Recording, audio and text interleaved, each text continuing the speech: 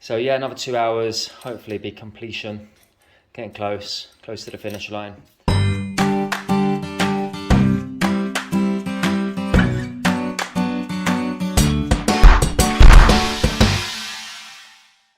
Morning all. So today I'm going to be showing you what is involved with my site fitting days.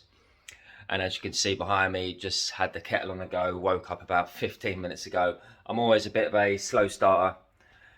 Hate mornings, if I'm honest. Get to Harrow probably about 7:30, 7:45. I do like to get an early start. And then yeah, we're going to drive up there, make sure we got the paperwork, make sure we just brainstorm any materials and anything that we might need to bring with us because we don't want to forget anything. And then we'll be on our way. So I've come into the workshop quickly. Let's turn the lights on, that would help. Yeah, you right, Sean? Right, Sean's always on time, there you go. That's for you, present. I'm going to turn the lights off. Anything else that you can think of, Sean? Oh, plungy in here, is it? Yeah. Oh, okay, we've got to get the plungy. So this is why I've got Sean here also. Oh, and yeah, that's one thing that we need to get, isn't it? We didn't buy a new Hoover. Alright, well, we've got the plunge in here. Got to get that too. Right, got to go. There we go, we're ready to go now. Everything loaded up. All the panels at the top, carcasses stacked up and all strapped to the side so it doesn't fall over. Hand tools, removal blankets, Corex, bearers on the roof. Yeah, so it's about 7:05 now and we are going to shoot off in a couple of minutes. Just got to make sure the van starts. Fully loaded behind me, so we're going to go get to the job and start unloading. So we are here, it's about 20 to 8. Anything before 8 is great because we just feel like we get a lot more done if we get here early. So it's going to take us about 1.5 hours to unload. The usual thing is I start bearers, I put dust sheets down, get things prepared, talk to the customer. Sean will start bringing boxes out and just doing stuff like that, getting stuff like we need out.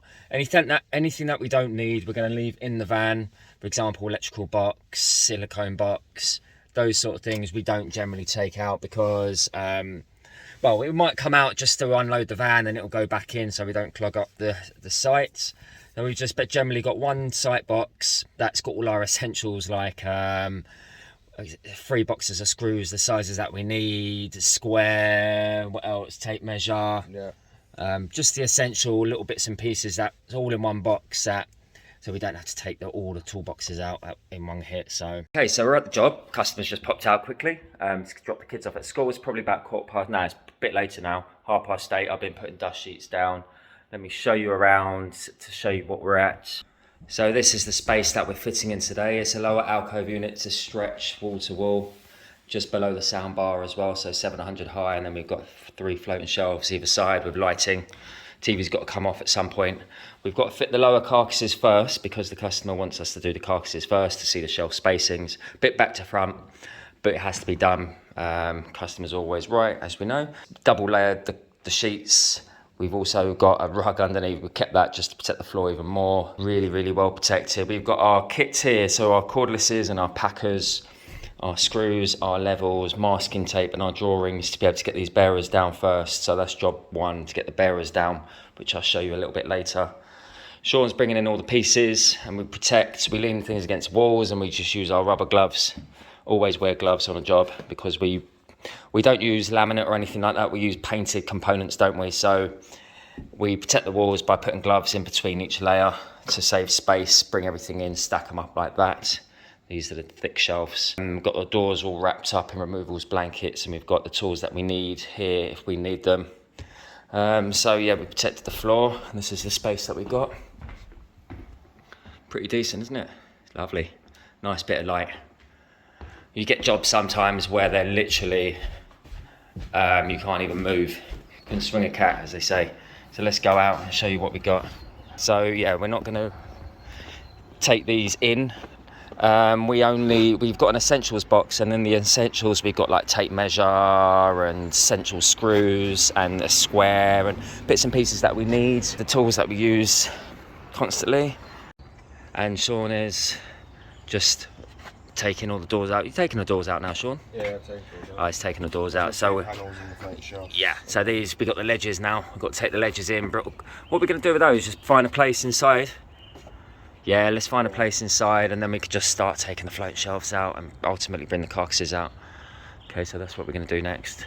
So we've got the van unloaded now, and we're just going to be levelling up all the bearers. Sean's just putting some base packers in place, just an 18mm in every spot that we need it, and then we'll just build up from that. A bit like here, we've got a few done. We haven't done that corner yet, but you can see where the division is going to be. And then I've got these. We need to build up to about 50 to 60mm. We've got bearers which are 18mm thick.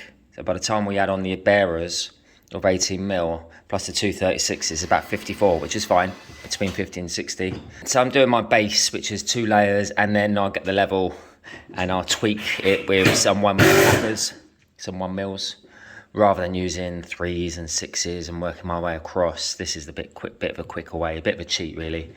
Otherwise I'll be starting with one, going to my next one, maybe using an 18 and then a 15 and a 2, 2 1s, etc, etc. This way I just get it roughly there, get my level on the top and start using my 1mm shims. We do go through quite a few of these. We just buy these from Screwfix, but I'll also put a link up there in the video description for you for those. And also layers. So the first packer that we screw down, we use a 30 because we don't want the screw to go through this solid floor into anything below. We don't know if it's underfloor heating or pipes. Then the second packer, we'll put a 50 straight through there, and that will just reinforce all the packers back into the floor as well, not risking that screw going through into the sub floor, shall we say.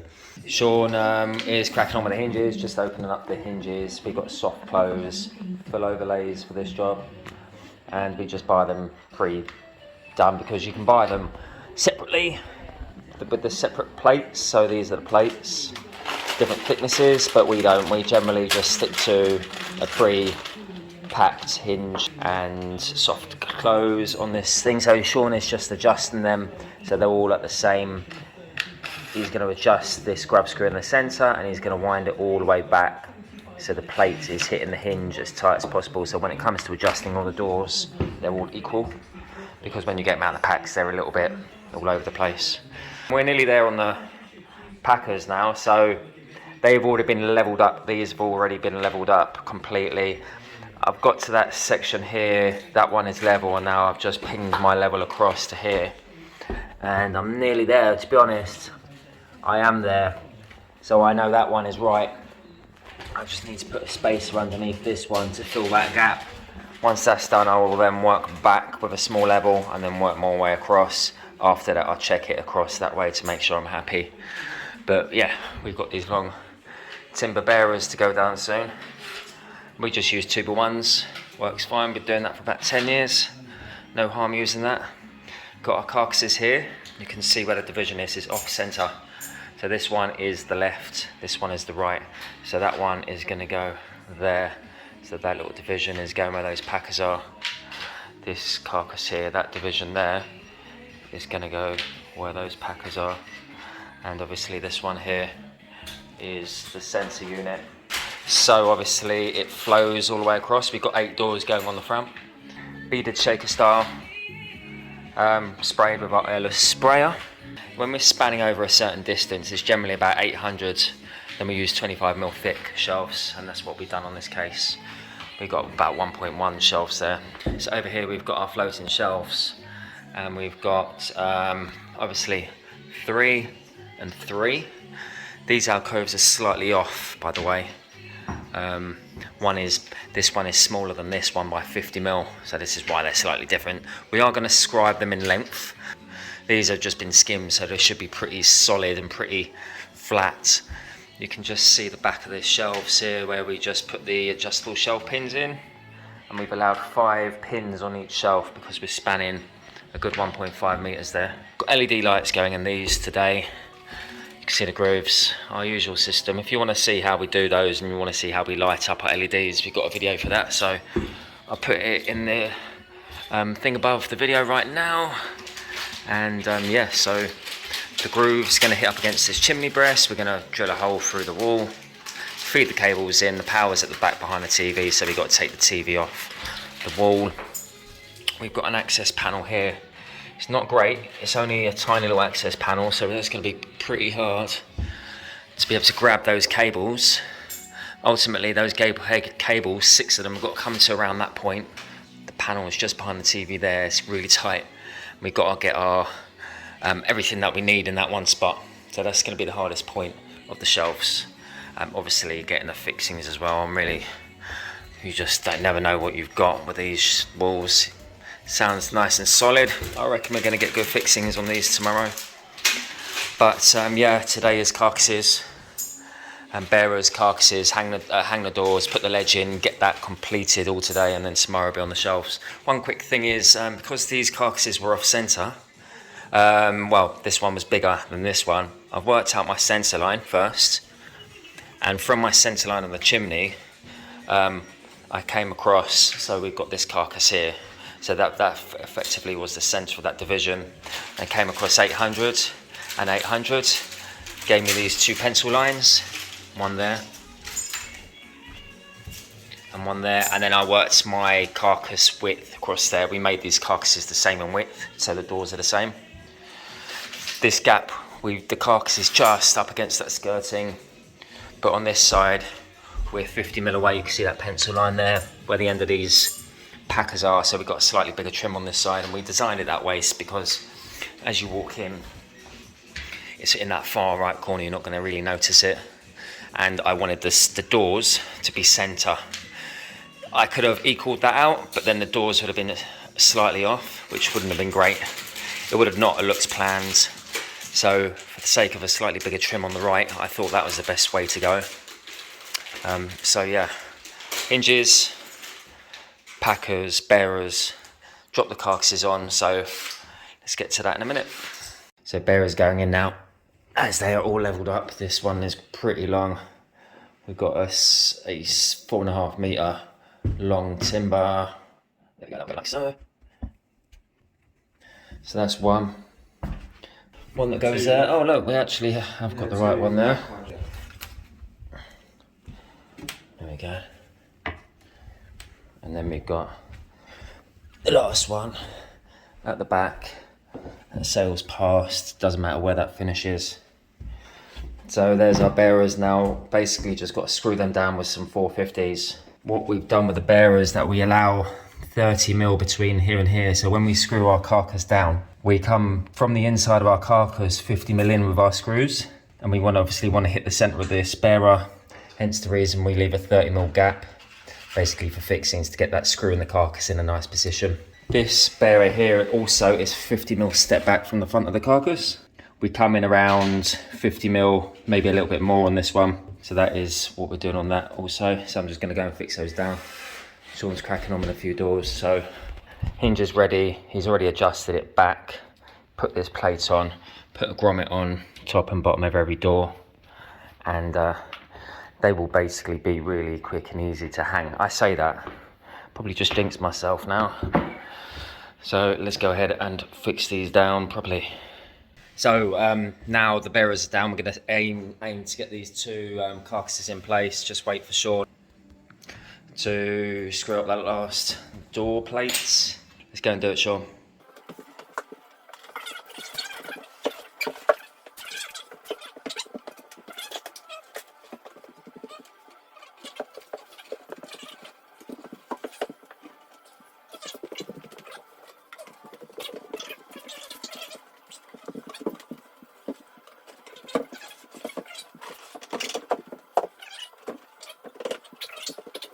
So that's how quick it is with the bearers. But wherever there's a hinge, there's going to be the fixing. That will hold the 2 carcasses together. And we've got a hole there and a hole there.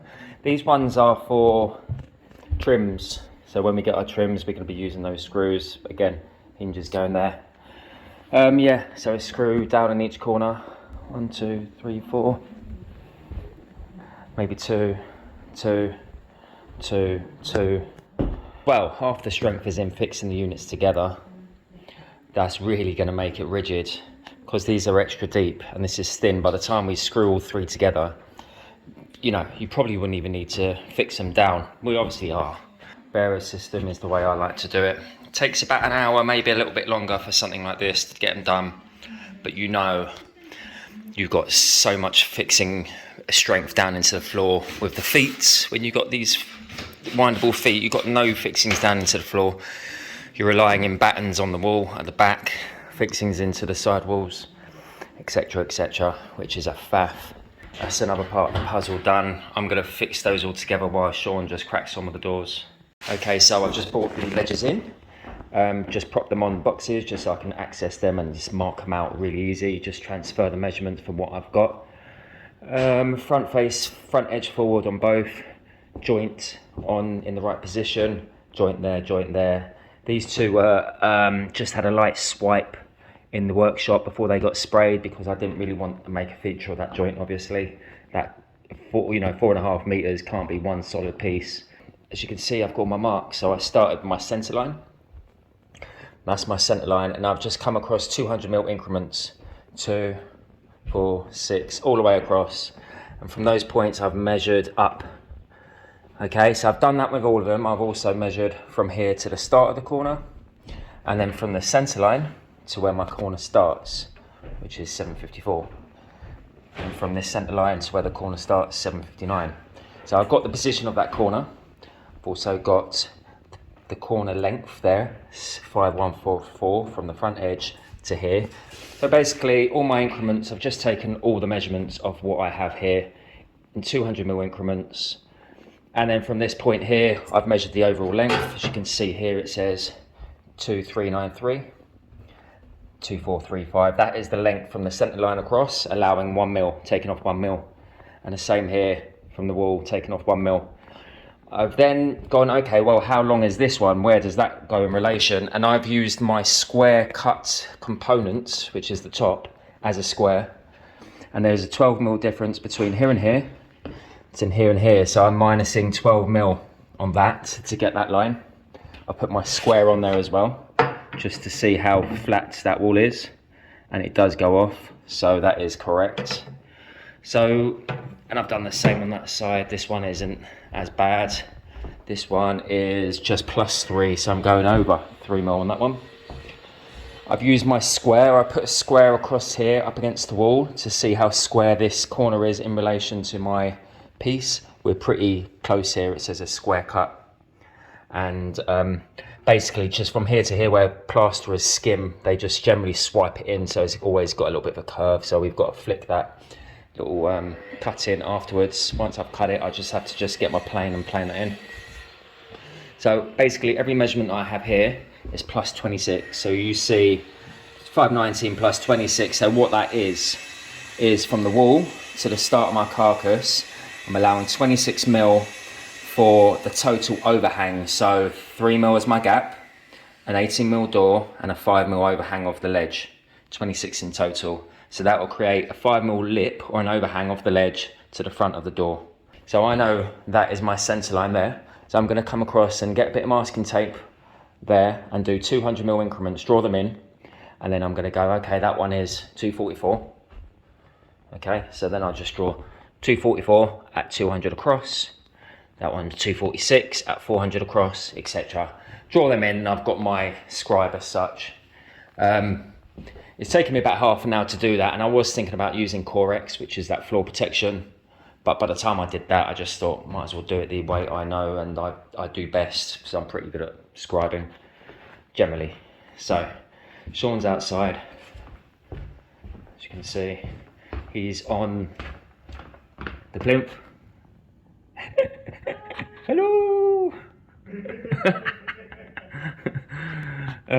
So yeah, we've got 2 benches today, just to keep it nice flat. So Sean is on the plinth.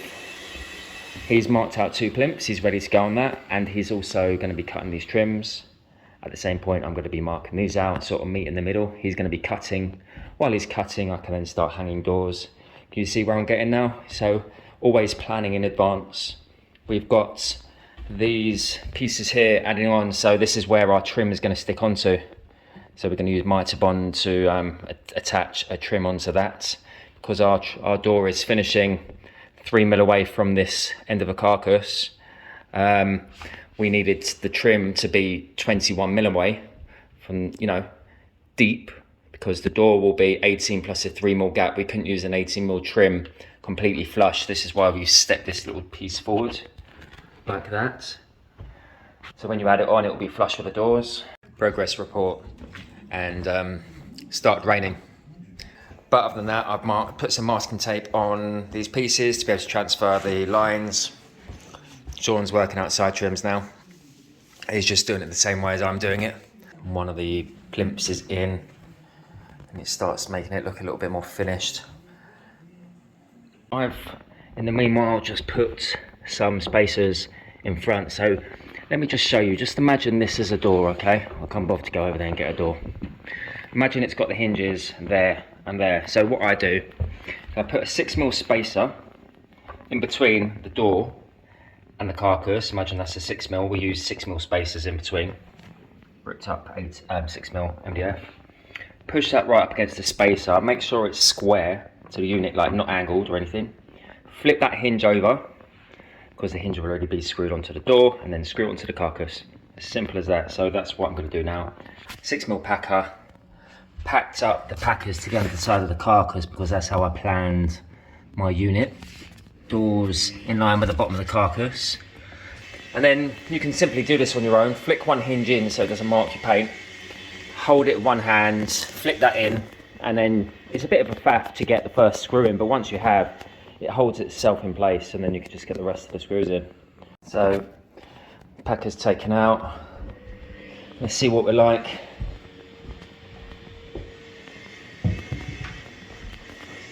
Decent 3mm gap at the top all the way along. So I'm just going to just crack on with that. It shouldn't take me too long. I'm used to hanging these doors on my own. Once you've got the technique, it's easy. Sean's just finishing off. So he's fantastic at his cuts. But yeah, basically plungy. But as he's doing the plungy, he's just joining them up. If we've got a wonky cut, we do it with a plungy. And then the bits that don't connect, you could just see there. Any bits that he's just joining up, he just has to finish with his handsaw, which is fine. He just cuts it in. So as long as we don't affect that front edge, it's fine. And then we just swipe it with an Arris, swipe the Arris with some 120 before we put it in. Test it first. We tested this one first. Took it back out, swiped the Arris's, so that one's done. And we'll actually see in a moment whether that fits in there. You can see everything's half-half. Everything falls on the joints of the centre of the door. A tiny little joint there.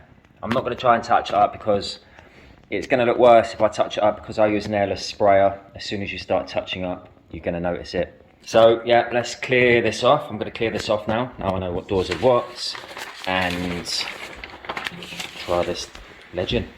Ta-da! Top in. It went in first time. So we're just going to crack on now. Oh, joint again. We've got that joint there. And I'm going to get these units fixed from underneath, because they've already been pre-drilled. That's another little tip. Already pre-drill your screws to, yeah, etc, etc. You do that before you come. Pre-drill everything. So that's going to get screwed up with 30s, and then I'm going to finish off these doors. End of day one, and I don't think we've done too badly. How are we, Sean? No, it's great today. Yep, fantastic. Let's flip the camera around. We've got all this bottom carcass in, albeit we need to do a mastic bead or silicone bead all the way around, which is fine.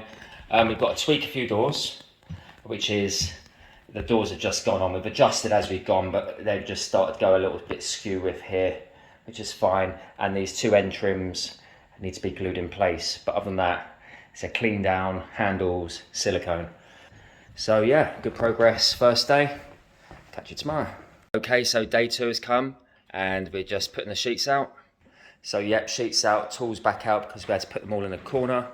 Look after the customer's house, that's the most important thing. We've marked out the spacing, so we just did a really crude sketch just to figure out where the heights of our fixings are going to be. So for example, this one, it was 415 to the underside of the shelf. Basically, we took the overall height of the ceiling to the floor to ledge to ceiling, minus 36, 36, 36, divided by 4. And that gave us all of our spacings. And then our hole is 12mm down off each shelf. So we just use those measurements, 439, 890, 1341 to all of our fixing line. And we're just using the laser level now just to ping that line across. And because these timbers have got metal in them, the laser level holds itself to the bead in the corner. And there is one mark right there. So we're just going to do a couple of reference points, or even just get a level, probably a few reference marks, because that is where we're going to be drilling. We don't know the width of where we're going to be drilling because we need to cut that shelf in relation to the length. So we don't know whether that shelf is going to be there or there, a few mil. So that has to wait, but first things first is transfer all the lines all the way across, and then I'll start cutting these to length to suit the alcoves. In the meantime, Sean is using this template. Open that box up, mate. Show him the new template that we've got. Got this from BANGGOOD. And woodpeckers do a version like this. It's a handle jig, so you can set it up and do multiple drills or for your knob. So we just got a knob in each corner of each door. Don't necessarily need it because we've got such small holes, and only got one hole per door. We generally put masking tape on like we've seen here, you see here, and then just come down 35, come across 35, really easy, drill a hole. But we might just set that up and see what it's like because we've not used it yet. Right, so we've made progress with the marks. Sean's just assessing how square the corners are. And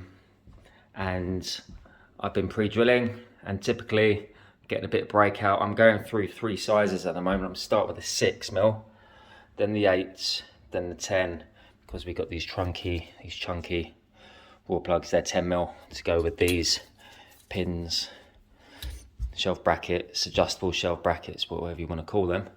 But that's all going to get covered, so that doesn't matter whatsoever. We're very close at the top because we've only got a 12mm margin, but underneath we've got 24. So I'm just going to take my time on the rest of them and just make sure I get through that plaster, because it's fresh plaster. It looks like it's a little bit weak, and don't want any more to break out. So I'm just going to keep doing that. We've got 30 shelf pegs to do, and each one I've got to change it 3 times. So that's 90 times I've got to drill. We're just using this box at the moment. We're just putting a box underneath the hole, sellotaping it to the wall. So this is one shelf in now, so pretty easy, and it slid on nice and easy as well. We've got 5 pegs on there, and because we've got the LEDs, we've simply drilled a little hole there, 8mm for the connector. We're using simple lighting for this, and you might have seen from my previous YouTube videos me doing a video on these LED lights. Fantastic, because they're plug and play. There we go, we've got the power supply with the connectors there, and we've got 6 of these lights in total, each with one of these connectors, and they simply just go in like that. We've got a controller that controls the lights for the remote. So when you click that, it will flick that to on and off, and ultimately turn your drive or your power supply on and off. So yeah, fantastic. If you want LEDs, use simple lighting. Right, so we've got another one to go in now. Just scribe that one. We just had to scribe the back of this because the wall's a little bit out. 2 in, looking neat and tidy. And you can see where we had to cut another hole in the chimney breast just there. We've got all the system connected. I've already spliced in the controller. As you can see, the power, the controller, and I simply spliced it in between this connector block and the transformer. Happy days. 3 shelves in, 3 more to go. It's at 2 o'clock. Taking a bit longer than planned just because of the scribing, drilling the holes through. 1 or 2 holes we were hitting a stud on the inside that was a pain in the butt. But yeah, Sean's tweaked all the doors, so they're done. The side trims are on, these trims, both sides. So the carcass at the bottom is near enough complete. We just need to finish off this other 3 shelves. So we've got 3 hours until 5 o'clock-ish, an hour per shelf, bit of silicone, dusting down, job done. Right, so I've worked out a little tip which might be handy for you. If you're drilling out your own holes, just make sure that you score around the hole first, quite deep, with a standing knife first to score that plaster. And what that does, it stops it breaking out. It limits the breakout. And every time I've done it on all 5, it's limited it and not gone past the shelf thickness, which is brilliant. Onto the last 2 shelves, and this one's cut, ready. And we've marked the holes. Sean's just nipping up the ones that I've just pre-drilled. So yeah, another 10 minutes, this will be on, and the lights should just easily go in. Pretty quick. The LED lights just stick on and feed through the hole into the chimney really quickly. So yeah, another 2 hours, hopefully be completion. Getting close to the finish line. Be nice to put all the tools away and clean up. Right, so tip of the day is, when you put these pegs in, just be sure to make sure they're all level in line with each other, because they've got enough off-center hole from the threaded part to the bar off-centered. So when you turn the bar to tighten it up, they go up and down. And if you didn't realize that, you might get one that's really low, 3 mil low. The next one might be 3 mil high. So it could be a difference of 6 mil. And then you'll have a shelf that's all wonky. So yeah, make sure that you put your level on, but before you do, just make sure that every peg is level this way, because if it's pointing up, it's going to give you a false reading where it hits your level. Done then, Sean, let's turn it on. Ta-da, one more done. Okay, last push now. Okay, one more shelf, bit of silicone, and clean up, job's done. Okay, so we are basically done apart from a bit of silicone. Yeah, so here we go.